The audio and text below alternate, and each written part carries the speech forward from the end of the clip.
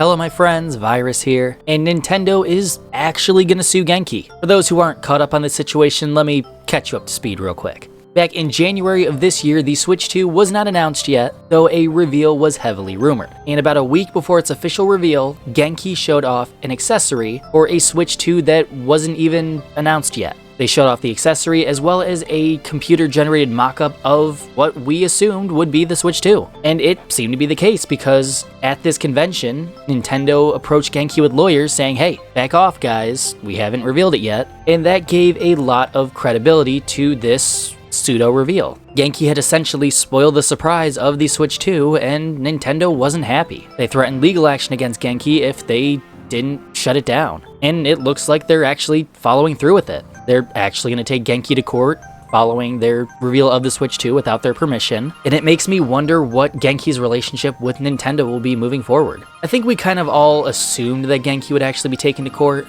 and I guess some of us kind of assumed that would be the end of it, where they would just approach them with lawyers at this convention and say, hey, back off guys, we haven't revealed it yet, we will sue you if you keep this up. And they're like, alright guys, cool, we'll back off. But that doesn't seem to be the case, and I don't blame Nintendo for this move. If they allowed Genki to get away with this, then maybe some of their other business partners or just other companies feel like they might be able to get away with something like this too. And Nintendo doesn't want to set that precedent, so they're taking Genki to court not only to punish them for revealing the Switch too early, but I feel like they're also trying to set an example with Genki where they're sending the message that, hey, if you mess with us or you reveal something that you're not supposed to or just break contract, we're gonna come after you and we're gonna sue you, and Nintendo's legal team is no joke from what I've heard. They are ruthless and nobody wants to be on the receiving end of a lawsuit, let alone a Nintendo lawsuit. And it makes me question what Genki's partnership with Nintendo will be like in the future. Like, will this accessory get scrapped? Will they still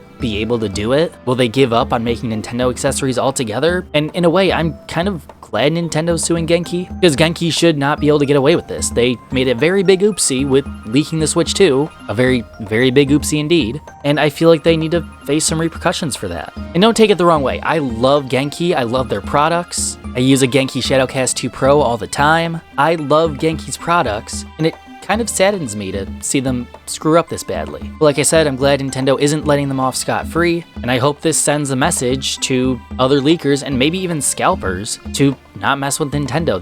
They mean business. All in all, I am not surprised that they are suing Genki. It's unfortunate that they have to sue Genki, but I also feel like it's a necessary evil, like I said earlier, to make sure that they don't get off scot-free and not to like show any weakness or make it seem like they're allowing Genki to get away with this without any repercussions. And I hope it sends a message to other third parties that you don't mess with Nintendo. And I'm very curious to see how this lawsuit goes. I will try to follow it the best I can. But what do you think of this whole Genki situation? Let me know down in the comments. Thank you all so much for watching. If you enjoyed this video, be sure to leave a like and subscribe if you're new and hit that bell so you don't miss any Virus content. And as always, I will see you in the next one.